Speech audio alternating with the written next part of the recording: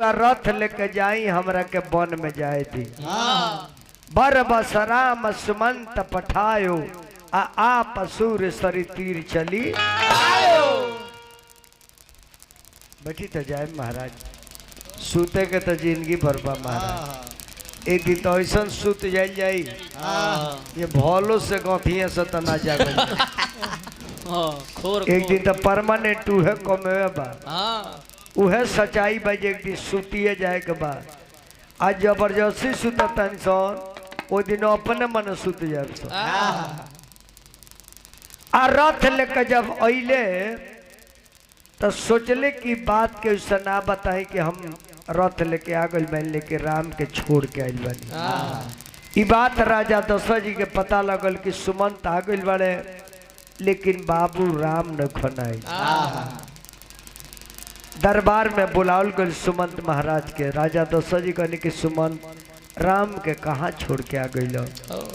तो सुमंत रुबा तरह मुँह से बोली निकलत नहीं के कहली कि महाराज हम का करी। कहते बचनवा राजा जी निकलेला पारा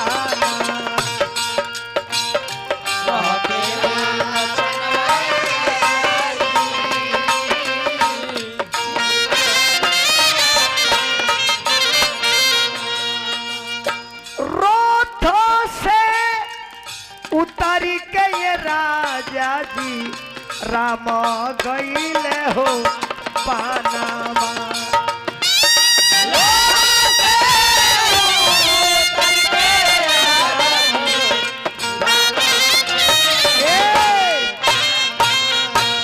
इतना बात जब राजा सुने तो धरती पर गिर गई।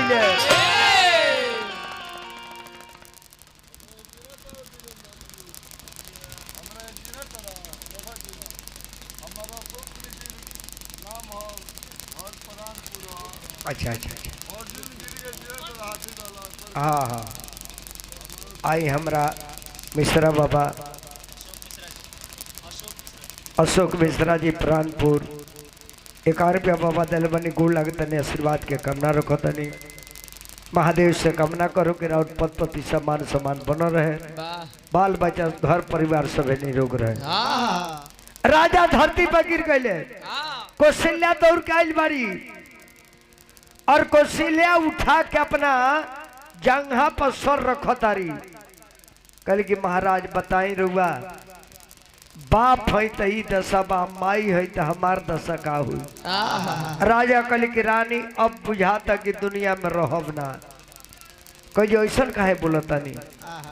औरत के दुइये गो सुख होला या तो पति सुख ना तो पुत्र सुख। जेकरा पुत्र नहीं खे वो पति के देख औरत जी जाले आ जरा पति नहीं खन वो अपना बेटा के सहारे जी जाले। तो हम केंगा जियबे महाराज। हमार बेटा चल गई वन में और वो ना रहे तो हम जियब केंगा।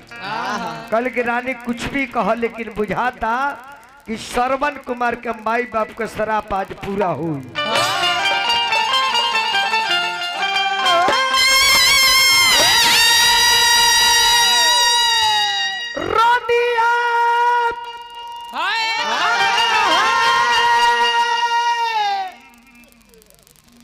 आइया करता बनी हमारे गार्जियन बनी 100 रुपया दर बनी प्रणाम करता।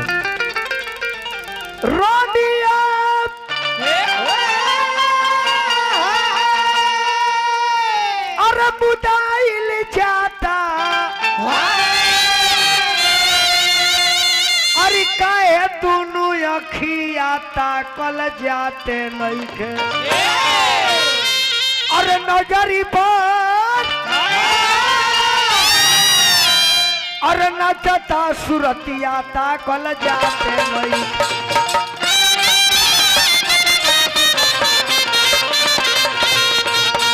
नजरी पर नचता सुरतियाता कल जाते नहीं।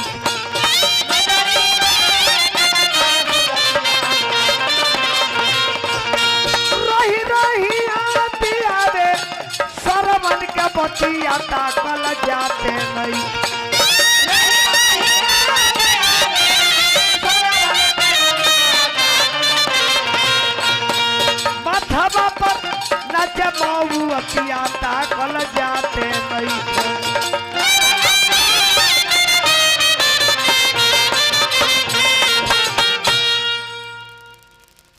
राजा के उस समय पूरा हो गई।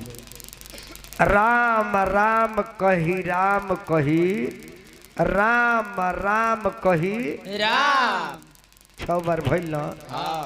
कहले कि रानी देखो 6 गो काम के वो अपना हाथ में ना ली। 6 गो काम कवन कवन जीवन मरण जस अपजस हानि लाभ इस सब विधाता के हाथ में रही।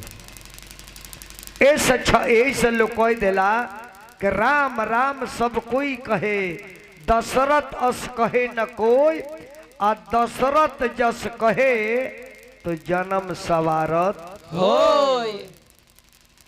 कलयुग में लिखल बन तुलसीदास के राम के नाम लेके भवसागर से पारो के बता केगा लेवे के पड़ी केगा राजा दशरथ ले होगा लेवे के पड़ी।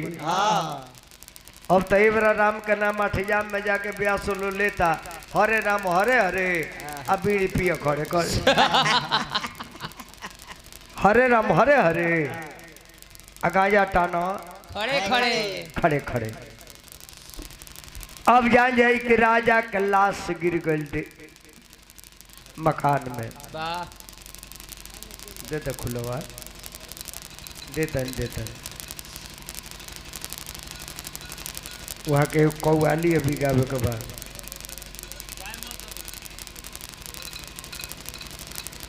हो गई। कौवाली सुने के चाहिए, कौवाली अच्छा चीज है। अब एने हलचल मच गई कि राजा की मृत्यु हो गई। अब गुरु वशिष्ठ जी दरबार में पहुंचल बनी चेला के मृत्यु हो गई। अब वो लाश के भरल तेल के नाव में रखल गई। आ गुरु वशिष्ठ जी कहनी दूत से कि दूत चल जा के कई के नहीं हर भरत जी शत्रुघ्न जी बाणे जाके बुला के ले भाई कहे के नहीं खे ये भाई के वनवास हो गई बा अब बाबूजी के स्वर्गवास हो गई बा। ये बात छुपा के रहे के बा। लेकिन वो सपना देख ले बाजे हमारा घरे कोनो घाटा ना घट गई बा। अतल दूध पहुंच जाता रहे और शक बढ़ गई ये इतना दिन के अंदर राजे का है अवतारे जी सपना देख ले मानी। कल की भरत जी घरे चली गुरु जी के आदेश बा। एने ई दुनबाई सपना देखले बड़े उन्हें सीता बाड़ी जंगल में उ सपना देखले बाड़ी। भगवान जानता नहीं कि बाप जी का अपना मृत्यु हो गई बा। सीता कहते रहे कि स्वामी जी बुझाता है अपना घरवा कुछ हो गई बा। भगवान कहने की सीता सपना झूठो होला और साचो होला। कहले कि झूठ के ना मानो हम एकदम देखो तनी भोर के सपना झूठ ना होला।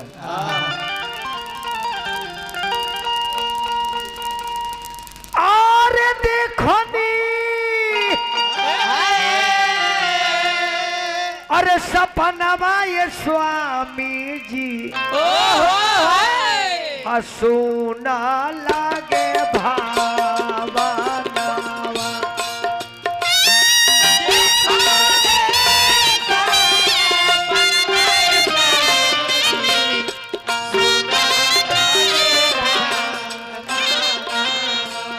पति देव माताए कौशल्या हो जी के फोरा तालुका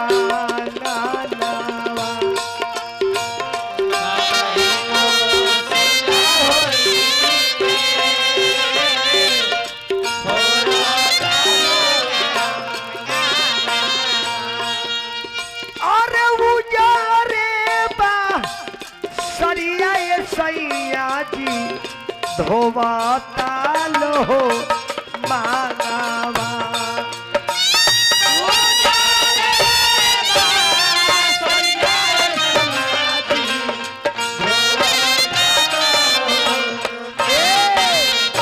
भगवान जानता कि पिता के मृत्यु हो गई बा। राम के पता बाजे मृत्यु हो गई बा। आने भरत शत्रुघ्न पहुंचता रहे अयोध्या में।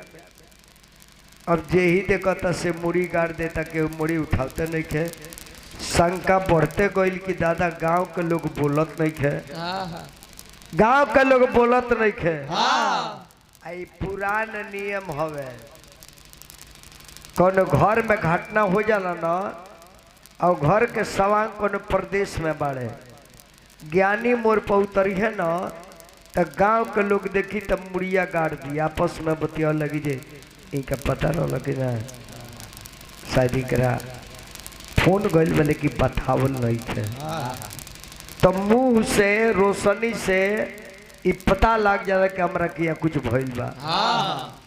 अब भरत पहुंचता रे गेट पर, तले लक्ष्मी जी माला लेके खड़ा बड़ी स्वागत करे के। भरत जी कहले कि तू के हऊ? तो हम लक्ष्मी आई। देख लखन भरत जी तू उ लक्ष्मी पात्र हव, राम से भी भारी तू संत हव, ऐसे तारा सेवा में माला लेके खड़ा बानी। कल भरत की लक्ष्मी अभी जेकर भाई जिंदा बा अयोध्या में आ छोट भाई के सेवा करबू तो कबूल नहीं के। गेट पर खड़ा बड़ी एक लात मोरल है, लक्ष्मी जी हट गई, अंदर गईले, कौशल्या के चेहरा देखले, अपना माई के लगे के लेके माई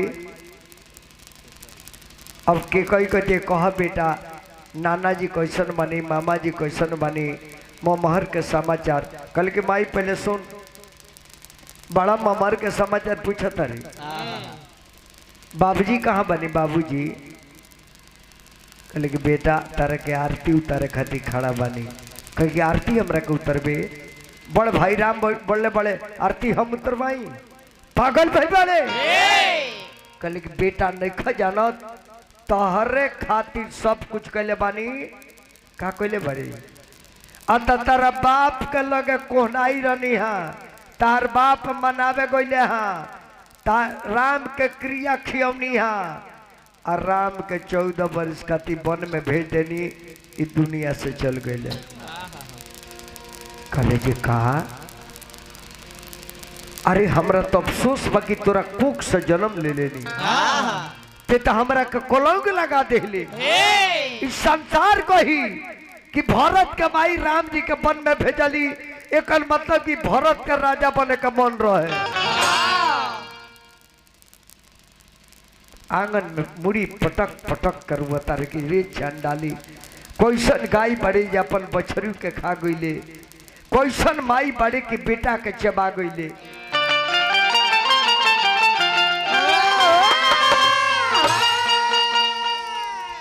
कि माथवा पर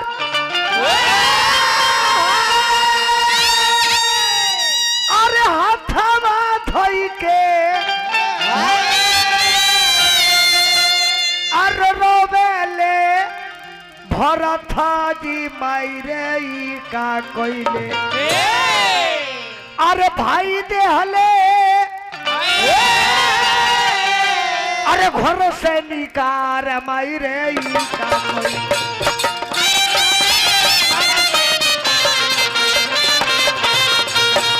भाई देले घर से निकार मायरे ई का कइले।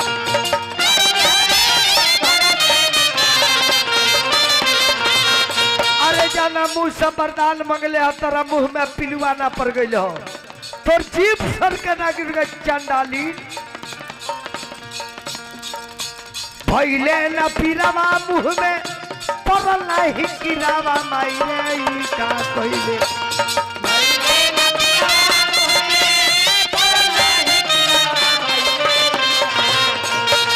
घर से निकाल देले हीरावा मायरे ई का कइले।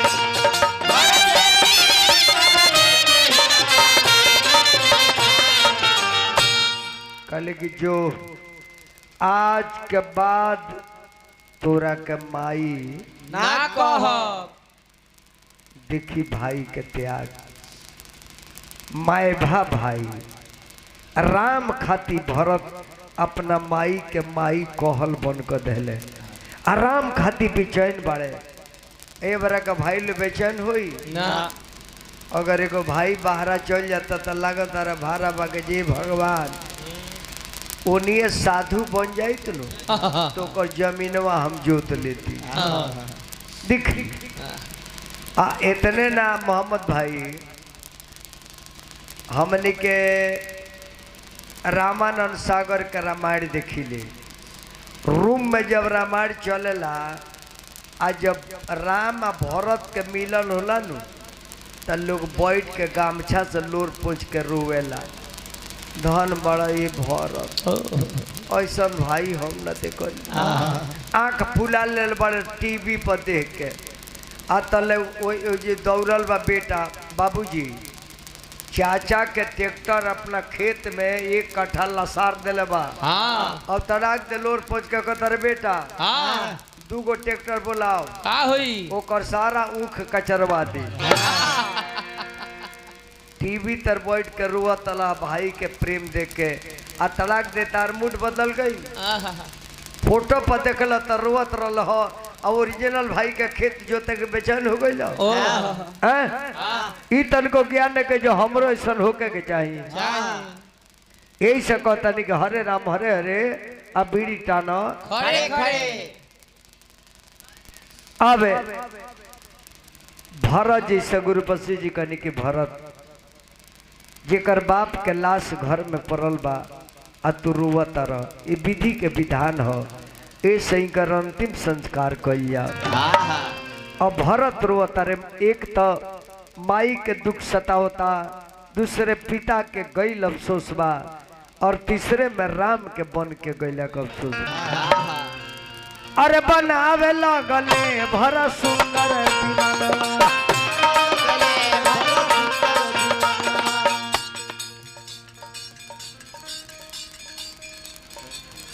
बनावे लगले भरत सुंदर दीवाना। सरजुग तीरा पर भीरा भइल बा, सरजुग तीरा पर भीरा भइल बा।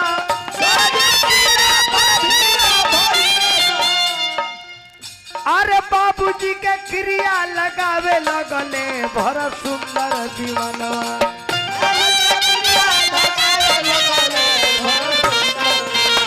बनावे लगले भरत सुंदर दीवाना,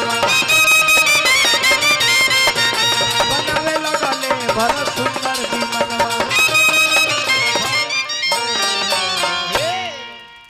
दाह संस्कार जाके घाट पर कैले जमुना एपी के तट पर सरजू जी के आ क के आके कहले कि माई सेना के तैयारी कर जाओ, जले भाई अयोध्या में आई है ना तले आज के बाद भरत अन्न जल ग्रहण करी है ना। अब सेना साज के लगले भाई के खोजे। हेलो हेलो हेलो तने बड़ा हो हेलो फिर एगो जो भजन लागल एगो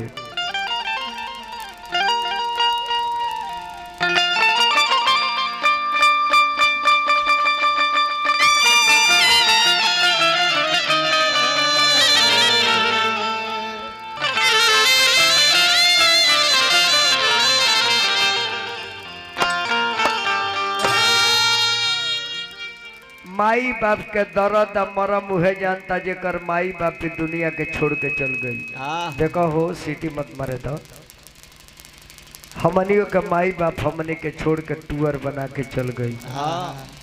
बाप के मुहले कुंवर आ माई के मुहले बेटा हो जाला टूअर। महतारी के मरम कौना बेटा से दिया दिया ये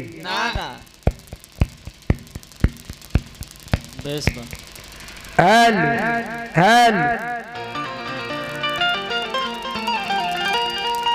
एक आध गो मोनीटर की ना अनुद्दीन भाई, एक आध गो मोनीटर हेल बाप के लाश जरता भरत रुआ तारे खड़ा होके। जेकर भी बाप माई ये दुनिया में नहीं खे जले बाल लो तले लोग इज्जत नहीं खे करत। आज जब माई बाप चल जाता तो बैठ के लोग रोवे लगता। दुका खीसा न देत में लोग कहले के मुएला पर बह दैले आला लेके घरे गइले जियत में इज्जत कलो जियत में माई बाप के सेवा कलो मर गइला पर ओला से माई बाप के मिली ना माई जियत या ते गिलास पानी न खदी और बाद बताओ अगरबत्ती या लड्डू चढ़ेब तो माई खातिया इस जीवन में ही सेवा क के कुछ उधार कलो यह सीजन नैना तू तो रहलू नु यह जाड़ के सीजन जानी इस सीजन में ही माई गइल बानी यही सीजन में हमरो माई 14 में चल गई जाड़ कहे जे आजे लागो गईनी माई के देह में आग लगाओ तो हमरा आग लगाओ का मन ना करे बेचारा डूम कहे महाराज जी आग धराई ना हम कहे कहे ना माई के मुँह जर जाई हम एक सूर्य देखिए हम कहे कि ओह ये हमारे के दूध भात खियो ले बिया हमारे के ये आगी खियाओ के कहता लोग कहे अरे मर गए आदमी के अब उन्हें अफसोस का कैले बानी तबो हम ताक के आग ना देनी तकनी है ने आग देनी है ने बुझा जे देहिया जर जाई माई के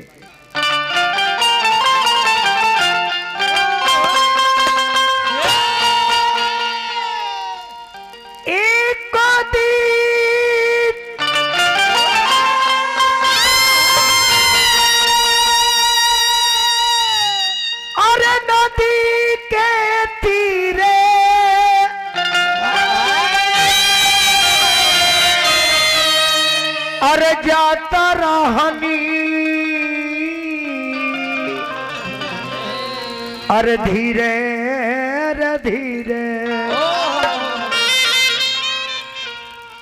अपना आखी देखनी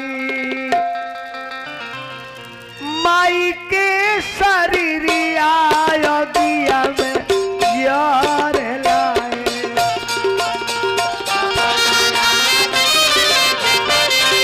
बाबा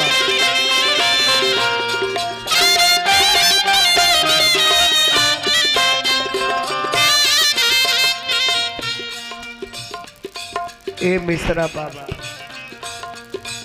अपना आखी देखनी माई के शरीरिया योगिया में यार लाएरा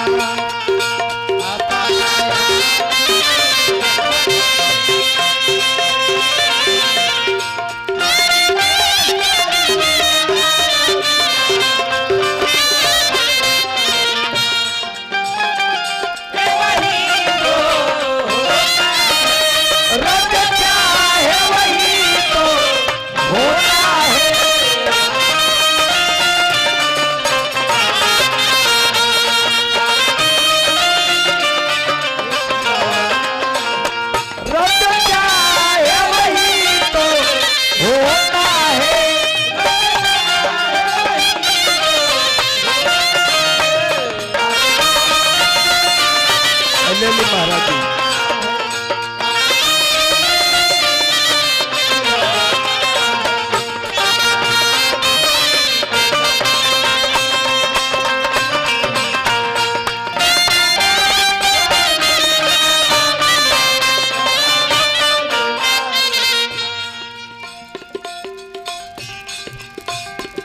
बसवा के बनाली भी माना लिख गईल चारे रे जाना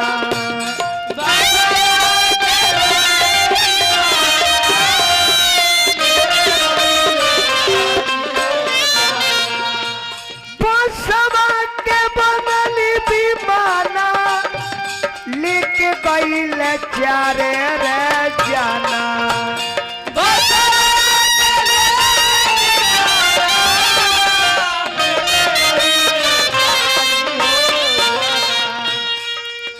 सबका मुहे सुननी राम नाम सत्य सब कर लाए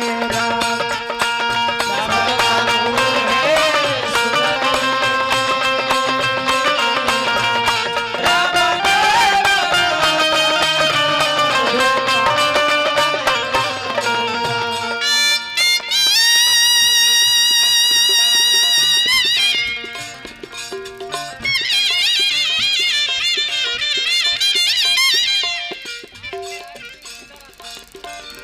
श्री नारायण सिंह जी सीधा रहता 200 रुपये दिल बनी मतवा के नाम पर रुओ के प्रणाम अपना मतवा का प्रणाम।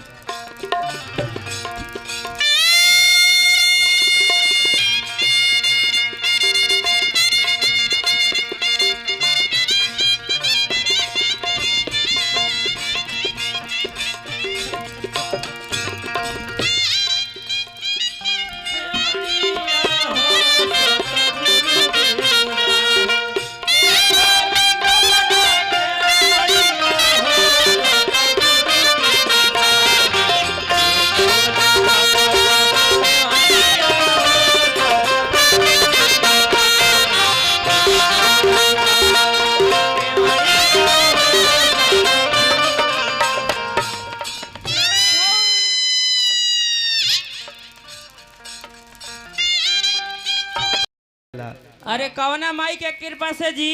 वो तो दुनिया के माई है, कौना माई के कृपा से। अरे कौन माई है? अरे संसार भर के माई है हो। अरे केकर माई है जी? तारा दादो के माई है। कौना दादा के माई है? कौना दादा के? हाँ जी। अब लिस्ट है बैंक के। कितना दादा बड़े तारा? अरे वो के लेके 37-38 जोड़ा जनगणना भइल सबसे पहले सर्वे में तो बड़ा गोजन हुई रही। हाँ हाँ। अब बताइए एक 38 जोड़ा दादा बड़े एक जना के संख्या अगर बढ़ल हुई तो 73-74 जोड़ा तो एक बाबजी हो गए। आई हम पागल से धरती हैरान बगी ना अबा कहे के खुद दौड़ जाइब। अच्छा अब हमरा जाए के पड़ी लोग देखी तब हाँ हाँ। तने उठाई तो शर्मा जी हुरका बा। अरे यह तो महादेव जी के ओरिजिनल डीजे है महाराज। तार सब केस खत्म। अच्छा एक बेर महादेव के जय नाम लेला उस सारा जीवन के ऊपर केस खारिज हो जाला। ई सही महादेव के डीजे हो। ये हई जन बाजत है साउंड ही ना है ना हो एकर नाम हम महादेव डीजे। मिलने का पता शमशान घाट आई कॉर्पोरेटर भूत पिचास अबेंजू वादक हई हाँ इ त झिंगुर हुआ ठेकईता आई भाई त खड़े लील गाय हुआ किलाट वाला जोगिंदर भाई ई त बेचारी घोड़ पड़ा संग झलवही आलो आ तू लोग कीड़ा मकुड़ा बाड़ो। अरे वह गाड़ी का ड्राइवर वो ढबू सवा हो राउर नचनिया वो बिस्कुटिया ही है। अबे आज जी अपने हमार कौन ले बड़ हम तो शिव जी के बादशाह बैल है। बैल बैल बैल धन बड़ा है पोकना बहे है। खत्म कर दे तारे खाती भोकला बनी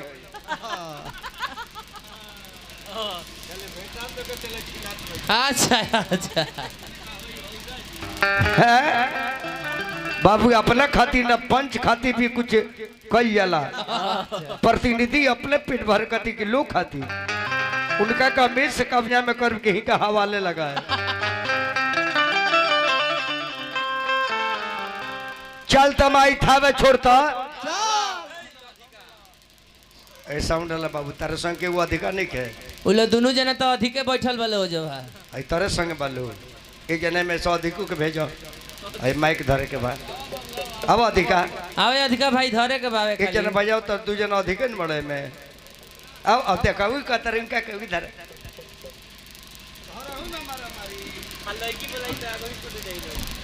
धरा हाँ हाँ हाँ हाँ न तो कौन चीज धर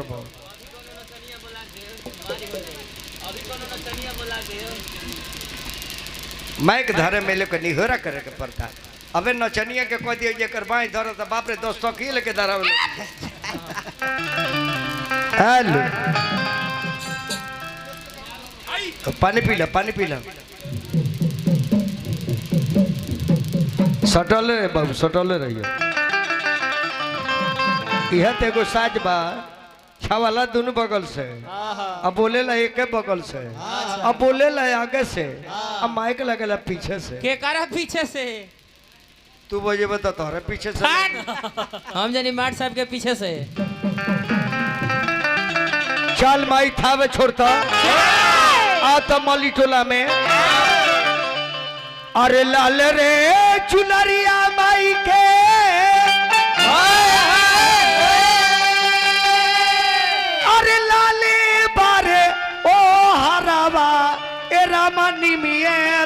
तरवाना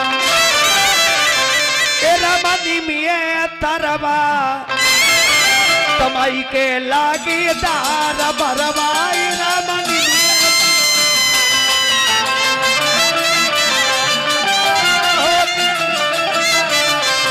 तमाई के लागी दार बरवाई रमनी में तरवाना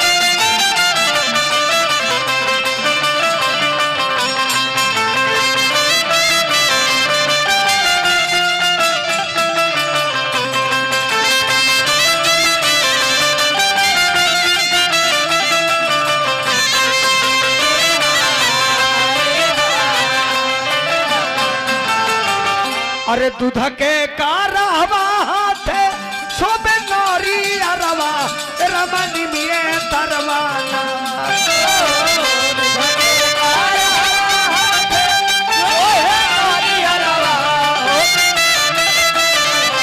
दूध के कारवा हाथे शोभे नौरी अरवा रमनी में तरवाना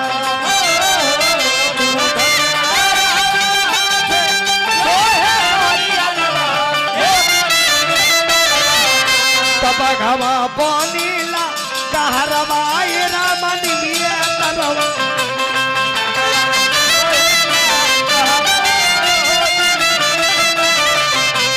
भगवा बनीला कहरवाई रमनी में तरवा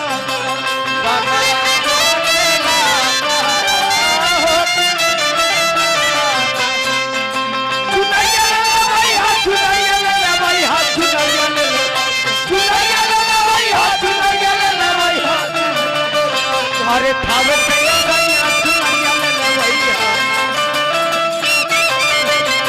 चुनरिया ले लवैया चुनरिया ले लवैया चुनरिया ले लवैया चुनरिया ले अरे थावे पे गैया चुनरिया ले लवैया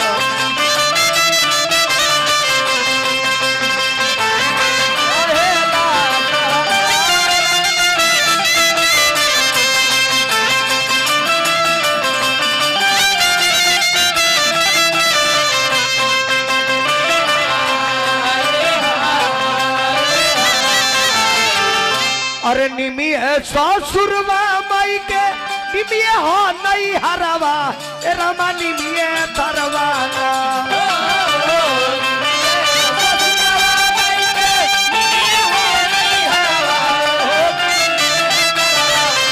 निमी है ससुरवा माई के निमी हो नहीं हरवा रमा निमी है तरवाना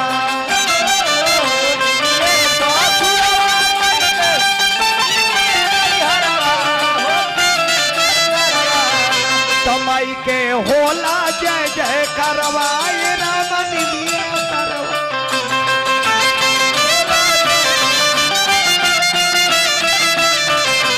माई के होला जय जय करवाए रमनी में तरवा